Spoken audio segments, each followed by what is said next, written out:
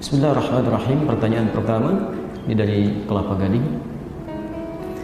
Saya pernah dengar ada seorang ustaz yang berkata bahwa sholat hajat itu hadisnya lemah. Betul ataukah tidak itu Pak Ustaz? Baik, ada yang bertanya tentang sholat hajat. Kita akan coba definisikan dulu ya, supaya kita terbiasa mengetahui dulu persoalan sebelum diberikan landasan hukumnya. Karena tidak mungkin memberikan dalil kalau tidak paham tentang persoalannya. Ini poin pertama yang paling penting kita garis bawahi. Jadi jangan pernah menempatkan satu dalil sebelum kita paham masalahnya, sehingga tidak keliru mengambil dalil untuk persoalan tertentu. Nah, sekarang ada persoalan tentang pertanyaan sholat hajat. Apa itu dulu yang disebut dengan sholat hajat? Bapak Ibu sekalian, ada dua hal yang mesti dibedakan dulu ya.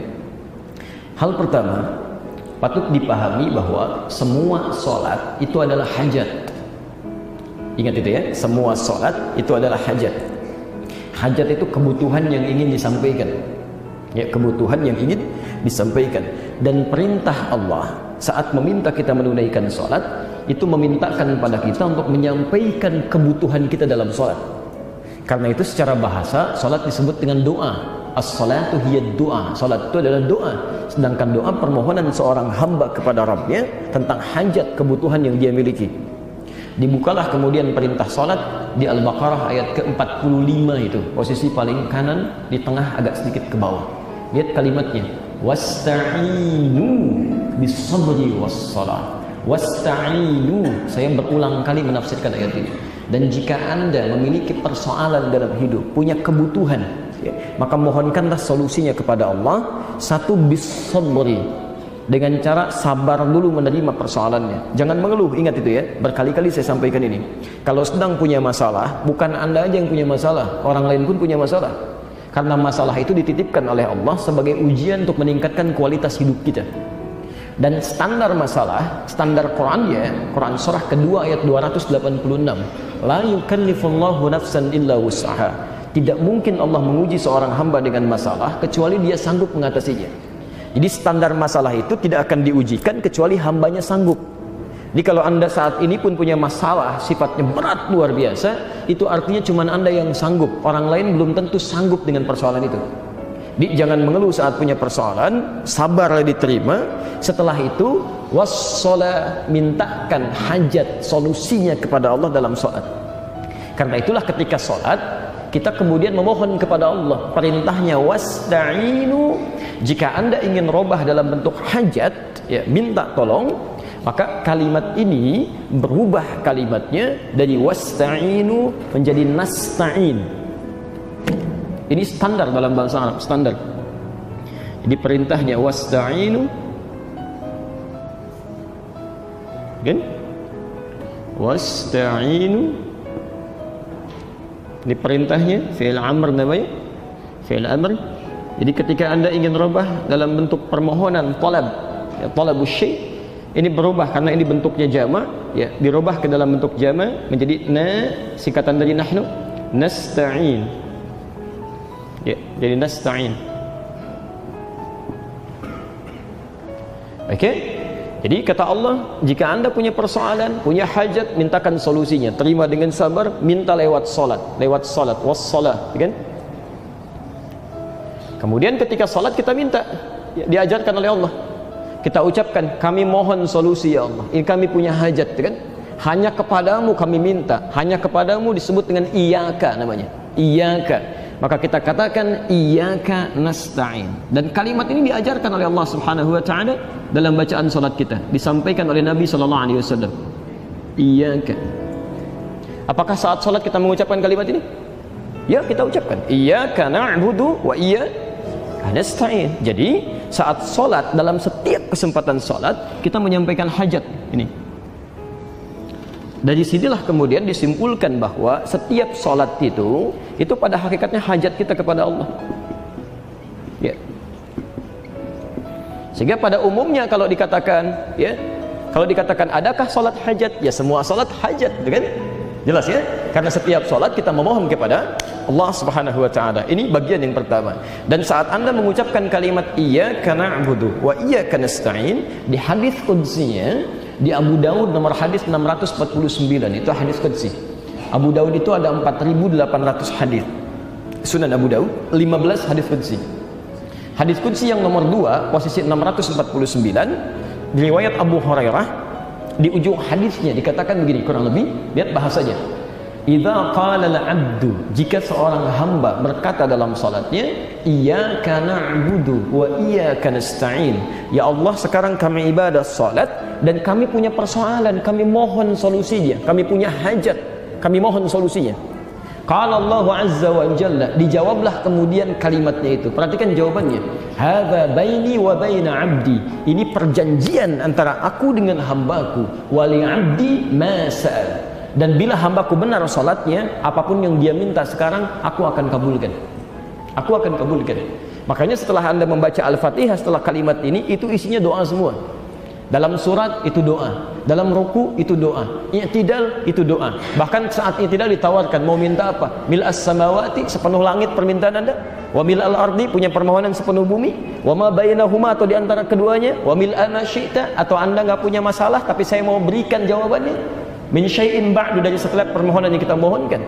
Sujud silahkan minta lagi sebanyak-banyaknya. Duduk di antara dua sujud minta lagi, Rabbighfirli warhamni wajburli, dan seterusnya. Sampai dengan tahiyat akhir pun sebelum salam masih minta juga, minimal 4 permintaan kan? Di hadis Muslim nomor hadis 588, Allahumma inni a'udzubika min adzabi jahannam wa min adzabil qabri wa min fitnatil mahya wal mamat wa min syarri fitnatil masiihid dajjal. Jadi semua permintaan hajat dunia akhirat. Jelas ya? Baik, jadi bagian pertama kalau disebutkan salat hajat, semua salat itu hajat. Karena itulah kemudian diwajibkan kita sholat minimal 5 kali dalam sehari, yang wajib itu, yang fardu itu 17 rakaat. Itu Allah nggak butuh dengan sholat kita. Jadi semuka langit dan bumi pun tidak sholat kepada Allah tidak akan menurunkan status Allah sebagai Tuhan. Allah nggak rugi, yang rugi kita. Karena Allah ingin menuntaskan seluruh hajat yang kita miliki. Jadi kalau orang sholatnya benar, subuh punya masalah, zuhur selesai. Ya, maaf, zuhur punya masalah, asar tuntas. Karena kaidah salat begitu. Quran surah 65 ayat 2 ujung ayat kedua, ya kan? Sampai di ayat ketiga, bahkan sampai keempat. Wa may yattaqillaha yaj'al lahu makhraja.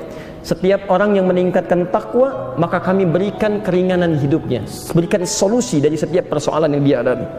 Wa yarzuqhu min haitsu la yahtasib. Semakin meningkat lagi takwanya, rezekinya kami berikan dari sisi yang bahkan tidak dia duga. Orang nyari rezeki lelahnya luar biasa, orang ini belum berangkat, rezekinya sudah menunggu dia. Ya. Yang ketiga, wa may yattaqillaha yaj'al lahu min amrihi yusra. Semakin meningkat lagi, kami jadikan semua urusannya mudah. Jadi kalau ada orang mudah beraktivitas, bukan berarti nggak punya masalah. Barangkali semakin takwa dia, masalahnya diringankan oleh Allah sebelum dia alami. Bukan nggak punya masalah, bukan tidak punya persoalan. Cuman sebelum dia lakukan, sebelum dia alami, Allah sudah ringankan karena dia berhasil meningkatkan takwanya kepada Allah Subhanahu wa taala. Nah, kalau Anda bertanya bagaimana cara meningkatkan takwa, disebutkan 115 kali dalam Al-Qur'an. Kalimat pertama tentang takwa itu terkait dengan salat. Al-Baqarah ayat kedua sampai 3. Dzalikal kitabu la raiba fihi hudan lil muttaqin. Siapa orang takwa ini? Ayat 3-nya. Alladzina yu'minuna bil ghaib wa yuqimunas shalah, yang sempurna salatnya. Jadi kalau salatnya benar, baik ditunaikan, maka selesai persoalan. Makanya mohon maaf, urusan salat ini Nabi begitu ketat, Pak, Bu ya. Persoalan salat Nabi sangat ketat. Anda salah sedikit saja itu diminta diulangi. Bukan cuma kita tuh. Saya sering katakan hadis ini di Al-Bukhari nomor hadis 751, 757, dan hadis Muslim nomor hadis 397. Babnya babul musyi fi shalah, bab tentang orang yang salatnya bermasalah. Qila bima ma'na ja'a rajulun ila Nabi sallallahu alaihi wasallam. Datang seorang lelaki pada Nabi sallallahu alaihi wasallam, namanya Khalad Az-Zuraiti, kan?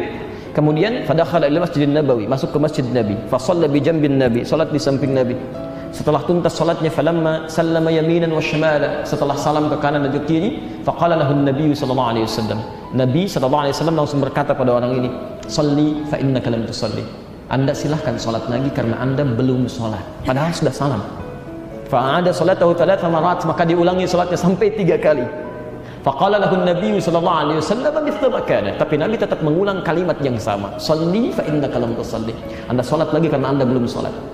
Kemudian dia berkata, "Ya Rasulullah, ma uhsinu ghairah." Ya Rasulullah, saya tidak bisa lebih baik lagi daripada ini. Alimni, tolong ajarkan saya. Maka diajarkanlah oleh Nabi, lihat kalimatnya, idza qumta ilas shalah asbaghul wudu. Kalau salat kamu ingin sempurna, perbaiki dulu wudunya. Begini cara menyempurnakannya. Diajarkan dari awal sampai akhir. Tsumma istaqbilil qiblah, menghadap ke kiblat. Begini caranya. Tsumma fakabbir, kemudian bertakbir. Dari takbir sampai salam. Setelah tuntas pelajaran itu, kita mendengar kalimat sampai hari ini. Di Al-Bukhari nomor hadis 651. Sallu kama ra'aitumuni usolli. Salatlah kalian persis seperti melihat saya salat. Dilihat dulu Nabi salat, baru dari situ kita praktekkan. Ya, kenapa sampai seketat itu? Ya, mohon maaf, Nabi tidak butuh dengan salat kita, tapi Nabi menginginkan dengan salat yang benar, semua hajat kita bisa dituntaskan oleh Allah Subhanahu wa taala. Jelas di sini? Nah, sekarang muncul persoalan kedua. Ini ada orang punya masalah subuh nih, ya, sampai dengan zuhur. Sedangkan dia tidak bisa menunda. Jadi ada persoalan yang bisa dimohonkan dalam doa biasa di luar sholat. Ada persoalan yang saat sholat dituntaskan oleh Allah. Ada persoalan yang saat ada persoalan kita bisa berdoa langsung minta. Ud'u rabbakum tadarruan wa khifatan dunal jahri, ya, wa khifatan dunal jahri. Quran surah ke-7 ayat 204. Kalau punya persoalan, ayo mintakan kepada Allah. Sebut namanya Al-Asmaul Husna. Ya, bahkan di Quran surah 17 itu dari ayat yang 111, ya, ayat yang terakhir, 2 ayat sebelum akhir, itu jelas disebutkan. Qulid'ullaha awid ar-Rahman ayyamma tad'u falahul asmaul husna. Setiap punya masalah, cepat-cepat sebut nama Allah, berdoa. Berdoa. Sebut namanya. Kalau paham betul, cari nama yang sesuai dengan kebutuhan kita. Allah sudah sediakan nama-nama indah terbaik yang sesuai dengan kebutuhan kita. Misal, kita punya masalah, sebut namanya Ya Al-Fattah. Rizki, sebut Ya Razzaq. Ada orang iseng, ya, misal menjelek-jelekan kita, fitnah dan sebagainya, sebut Ya Al-Jabbar, minta perlindungan. Ada masalah luar biasa, sebut Ya Sabr. Ya. Tapi nggak usah disebutkan semuanya, ya. Kadang saya suka dengar para ibu terutama disebut semua namanya, Ya Allah, Ya Rahman, Ya Rahim, Ya Malik, Ya Qudus, ya, semuanya. Ya antum tadinya nggak butuh, jadi dikasih, jadi repot tuh kan. Nggak punya masalah, sebut Ya Sabr, akhirnya dikasih masalah. Sudah diberikan, mengeluh lagi kan. Dicari salah satu yang sesuai dengan kebutuhan aja.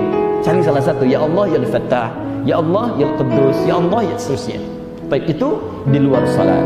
Nah, sekarang bagaimana kalau ada masalah-masalah yang sifatnya sangat serius, yang kebanyakan orang mengatakan ini nggak mungkin nih, nggak mungkin sembuh, nggak bisa ini mustahil. Jadi semua sudah angkat tangan. Sedangkan persoalan itu sifatnya mendesak, ya, tidak bisa menunggu waktu salat berikutnya karena persoalan tertentu, ya. Taib.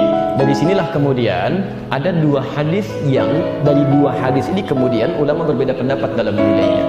Hadis ini berbicara tentang sholat yang khusus ditunaikan di luar waktu-waktu yang telah ditetapkan, bukan yang fardu tadi, dan bukan sholat sunnah biasa, bukan syuruk, bukan duha, bukan rawatib, tapi satu sholat yang dikhususkan dikerjakan, alhamdulillah, ketika terdapat persoalan tertentu yang sangat urgen, yang makhluk sudah mengatakan ini tidak mungkin atau bukan urusan makhluk lagi. Maka dari sini kemudian diistilahkan dengan sholat hajat dalam pembahasan fikih, bukan sholat yang pertama tadi. Jelas di sini? Nah, pembahasan ini sebetulnya ada di satu kitab yang sama, cuma beda satu nomor. Sebentar. Di At-Tirmidzi. Di At-Tirmidzi.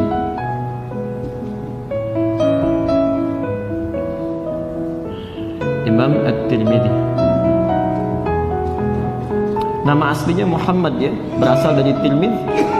Ada yang menyebut Turmudz, maka dikenal dengan At-Tirmidzi. Ini orang soleh, Pak, Bu. Luar biasa, hafal Al-Quran, hafal banyak hadis, dekat dengan Allah, tahajud tiap malam, puasa sunnah, dan di akhir hidupnya itu matanya buta, menangis karena banyak nangis itu. Banyak nangis. Ditanya, ya Syekh, lima hakada, kenapa masih seperti ini? Kata beliau, saya takut bekal saya masih kurang menghadap Allah Subhanahu wa ta'ala. Jadi masih menangis di ujung hidupnya karena khawatir saat meninggal bekalnya masih kurang. Coba bisa nggak Anda bayangkan, imam besar, hafal Quran, hafal banyak hadis, kan, dekat dengan Allah, tahajudnya rajin, dan puasanya luar biasa, masih menangis di ujung hidupnya karena takut bekalnya masih kurang. Jadi kalau kita merasa bukan imam besar, belum hafal Quran, tidak rajin tahajud, belum rajin puasa sunnah, belum hafal Quran, hati-hati. Ya, banyak lebih daripada itu. Ini sudah sepuh masih karaokean juga misalnya. Itu kan ada yang harus diperbaiki, ya. Ingat, saya hanya ingin mengingatkan saja, bukan berarti memberikan celah, tidak, ya. Ya. Kembalikan. Nomor hadis 1384. Cuman beda satu nomor. Satu lagi 1385. Yang ini riwayatnya dari Abdurrahman bin Abi Aufa. Yang ini riwayatnya dari Uthman. Kita teruskan sampai ketemu orangnya ya, sampai ketemu akarnya. Bin Hunayf. Ya.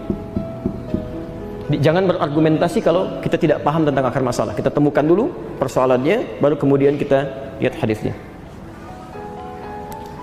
Baik, Bapak dan Ibu sekalian, teman-teman, hadis yang pertama, yang nomor hadis 1384, diriwayatkan seperti saya tuliskan dari Abdurrahman bin Abi Aufa. Ini yang dipersoalkan hadisnya, karena hadisnya sangat lemah sekali. Bukan cuma dhaif, tapi dhaif jiddan. Dhaif jiddan. Mengajarkan doa dari Rasulullah SAW, ketika Anda punya masalah, punya hajat, ya, maka berwudulah, tunaikan salat, kemudian Anda mohon kepada Allah, ya Alim, ya Hakim, dan seterusnya hadis. Ya, di sini dinilai oleh para ulama, bahkan Imam Al-Bukhari menyebut hadis ini dengan munkarul hadis. Ya, munkarul hadis. Jadi Abdurrahman bin Abi Aufa ini dinilai oleh Imam Al-Bukhari dengan munkarul hadis. Hadis munkar itu, hadis munkar adalah hadis yang diriwayatkan oleh orang-orang yang pribadinya bermasalah. Isinya belum tentu salah kalimat hadisnya, cuman orangnya bermasalah. Karena orangnya bermasalah, maka hadis itu cenderung diingkari, tidak diambil. Awas, khawatir menjadi celak nantinya. Karena segala sesuatu yang berasal dari Nabi mesti dijaga, termasuk perilaku orang yang meriwayatkannya. Ini yang kehati-hatian termasuk yang sangat ketat dalam Islam. Di konsep agama lain nggak ada, sangat ketat. Dan yang paling ketat menerapkan ini Imam Al-Bukhari. Imam Al-Bukhari itu pernah beliau jalan kaki untuk mendapatkan hadis. Begitu tiba di tujuan dan jauh-jauh jalan. Beliau kan lahirnya di Bukhara tuh, di Bukhara. Ya, kalau sekarang Khorasan, Uzbekistan. Ya. Itu kalau cari hadis sampai jalan ke Irak, sampai ke Madinah, sampai ke Mekah, sampai ke Mesir. Anda bayangkan jalan kaki, Pak, Bu. Ya. Dan kendaraannya terbatas. Yang ada pada saat itu paling unta, ya, keledai, kuda, itu pun kalau punya uang, kalau enggak ya jalan. Ya. Apa yang terjadi? Begitu sampai di tujuan, itu melihat pemilik hadisnya sedang bermain dengan ayamnya. Sering saya kisahkan ini. Ya, seperti mau ngasih makanan padahal tidak. Ya. Ayamnya datang kemudian ditangkap. Ketika dilihat seperti itu langsung berbalik Imam Al-Bukhari. Tetangganya bertanya, "Ya Syekh, lima ta'ud? Syekh sudah jauh-jauh ke sini, kenapa balik lagi?" Kata Al-Bukhari, kalau pada ayam saja berdusta, maka bagaimana dengan Rasulullah SAW? Dengan hadis Rasulullah SAW. Karena itu hadis beliau ditempatkan di urutan pertama. Ya, saking ketatnya. Dan kalau kata Imam Al-Bukhari sudah munkarul hadis, hadis yang munkar, maka beliau tidak akan ambil. Yang pertama ini, karena hadisnya sangat dhaif, bahkan disebut dengan munkarul hadis, maka para ulama tidak mengambil dia. Ini bagian pertama. Nah, hadis yang nomor 2, ini yang unik. Nomor 1385 masih di At-Tirmidzi, diriwayatkan dari Uthman bin Hunayf radhiyallahu ta'ala anhu.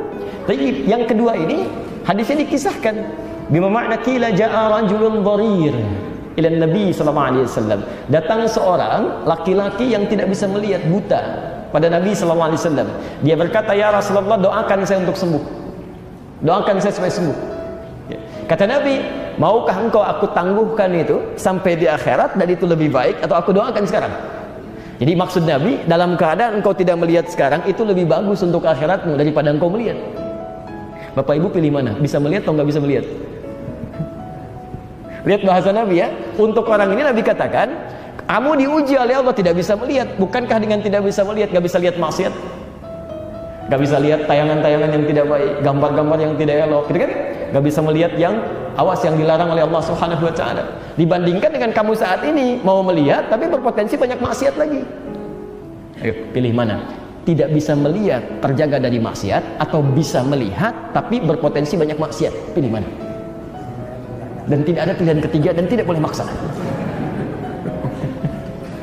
Yang paling bagus ya bisa lihat tidak maksiat kan? Bisa lihat tidak maksiat. Makanya kaidah Quran mengatakan yang ketiga itu yang pertama. Yang ketiga, Quran surah ke-24 ayat 30 untuk laki-laki, ayat 31 untuk perempuan. Ya. Wa qul lil mu'minina yaghuddu min absarihim. Katakan pada pria-pria beriman, jaga pandangannya. Ya. Ghaddul basar itu lihat yang baik-baik. Kalau yang tidak baik menurut Allah cepat palingkan. Jadi fungsi mata kita kalau masih bisa melihat, lihat yang baik-baik aja. Ya, lihat orang sholat, ada kebaikan. Ketika kita melihat orang sholat tergerak untuk sholat, ada pahala di situ.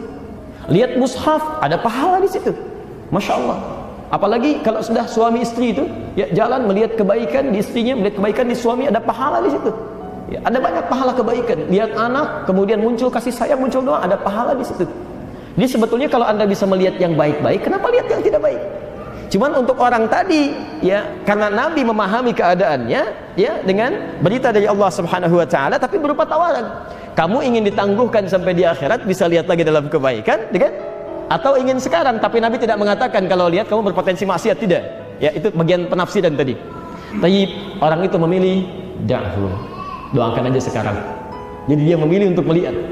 Yang dengan itu dia coba jaga supaya penglihatannya diarahkan pada yang baik-baik. Seperti antum dari pilih yang ketiga. Baik ya. Maka apa yang terjadi?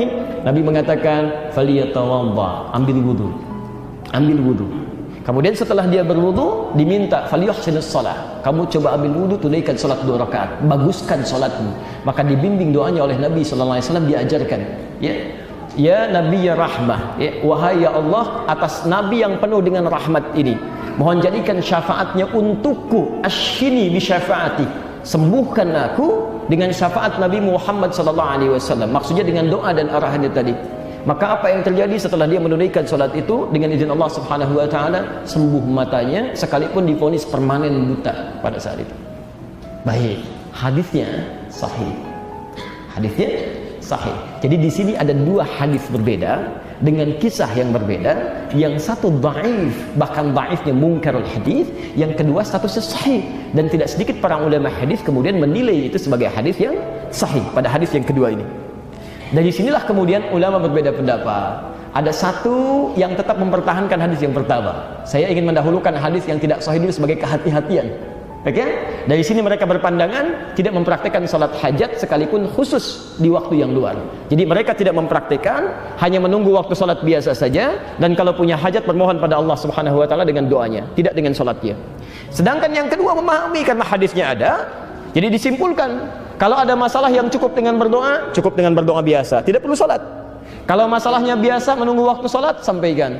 Tapi kalau pada persoalan yang sifatnya sangat khusus, orang mengatakan mustahil, ada yang dioperasi, dokternya mengatakan ini nggak bisa nih, nggak mungkin, ya, sembuhnya cuma peluangnya 5% saja misal, dan sebagainya, gitu kan?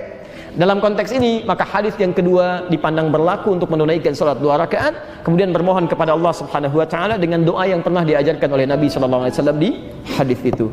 Itu dipandang oleh ulama dua. Kedua-duanya punya argumentasi masing-masing, dipandang kuat. Yang paling menarik, Imam Al-Bukhari pun yang menolak hadis yang pertama ternyata mempraktikkan hadis yang kedua. Jadi beliau menulis hadis Al-Bukhari itu yang jadi kitab sekarang selama 16 tahun, ditulis di Mekah sebagian, di Madinah sebagian. Setiap akan menulis satu hadis, beliau salat dulu 2 rakaat. Memohon kepada Allah Subhanahu wa taala diberi petunjuk. Jika hatinya tenang, kemudian diteruskan menulis. Jika hatinya masih gelisah, beliau tidak akan pernah tuliskan hadisnya. Sampai Masya Allah bermimpi dengan Rasulullah sallallahu alaihi wasallam. Ya, bermimpi dengan Rasulullah sallallahu alaihi wasallam. Kata beliau, inilah yang akan menjadi hujjah, maksudnya alasan antara aku dengan Allah Subhanahu wa taala di akhirat nanti. Kalau ditanya, apa hasil ikhtiar kamu sampai berani mencantumkan hadis di sini?